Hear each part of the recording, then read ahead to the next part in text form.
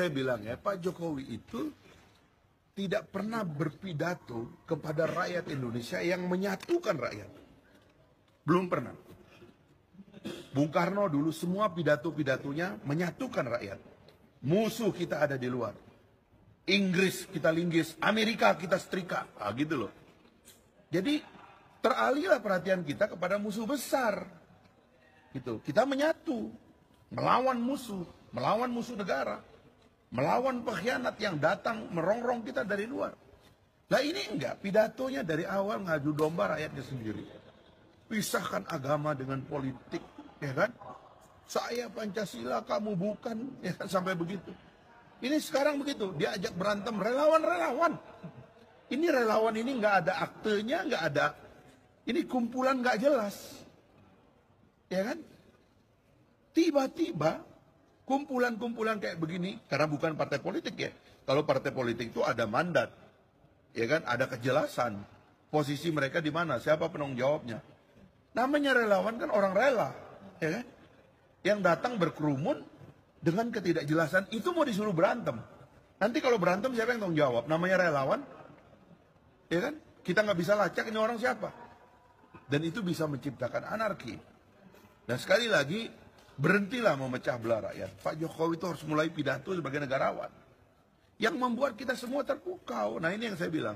Kegagalan narasi pemerintahan ini dari awal, itulah yang merusak bangsa Indonesia. Maka sekali lagi presiden baru adalah presiden yang punya narasi. Narasi yang menyatukan. Narasi yang membangkitkan semangat kita. Narasi yang membuat kita itu bangun dari keterpurukan. Dari perasaan tidak mampu menjadi mampu. Dari perasaan menggenggam dunia ini dan melakukan perubahan besar. Itu baru pemimpin. Seperti Prabowo, kalau kita membaca semua cendekiawan-cendekiawan tokoh-tokoh Islam yang masih hadir sekarang, yang waktu itu aktif, mereka mengatakan bahwa ya salah satu andalan kita bagi umat ini, tempat berlindung di balik tuduhan bahwa Orde Baru itu sangat kejam, militeristik itu adalah Prabowo.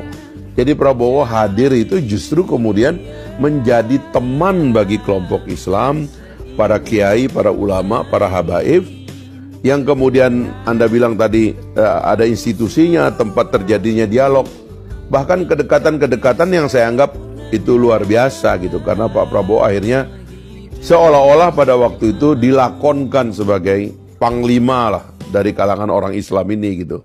Karena dia betul-betul bisa membantu menyelamatkan. Ya, jadi pada waktu itu banyak teman-teman atau ya senior-senior kita bilang kalau nggak ada Prabowo waktu itu kelompok Islam ini nggak dapat tempat untuk berdialog dengan pemerintahan militer pada waktu itulah ya, kalau kita bisa bilang demikian gitu.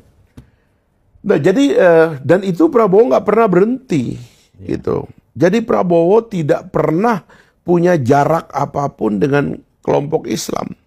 Bahkan kalau kita mau jujur-jujur kan, sebagian dari kekuatan Islam itu kan dia ikut bantu dari awal. Gitu. Ya, kenapa Pak Yusril dengan Pak Prabowo dekat? Karena berdirinya PBB tidak bisa dihindarkan dari bantuan dari Pak Prabowo. Dan lain-lain lah, kita juga yang di kampus, ya kan.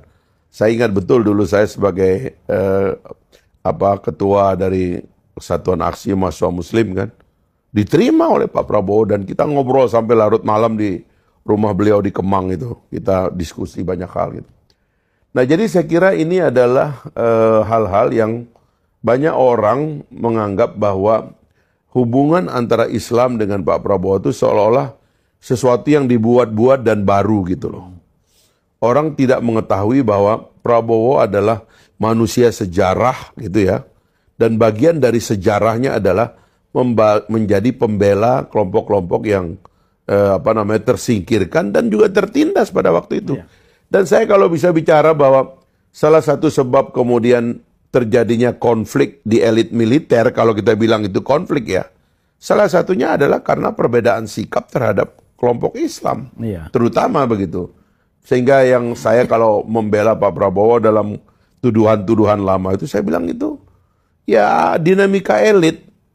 Mungkin ya kalau kita bilang kasar begini, begitu mahasiswa bergerak, kemudian Pak Harto jatuh, ya di sebagian elit militer mungkin bilang, ini biang keroknya nih, harus disikat juga, kan bisa begitu kan? Kalau saya dari jauh melihatnya begitu gitu. Itu karena Prabowo terlalu dekat dengan kelompok Islam.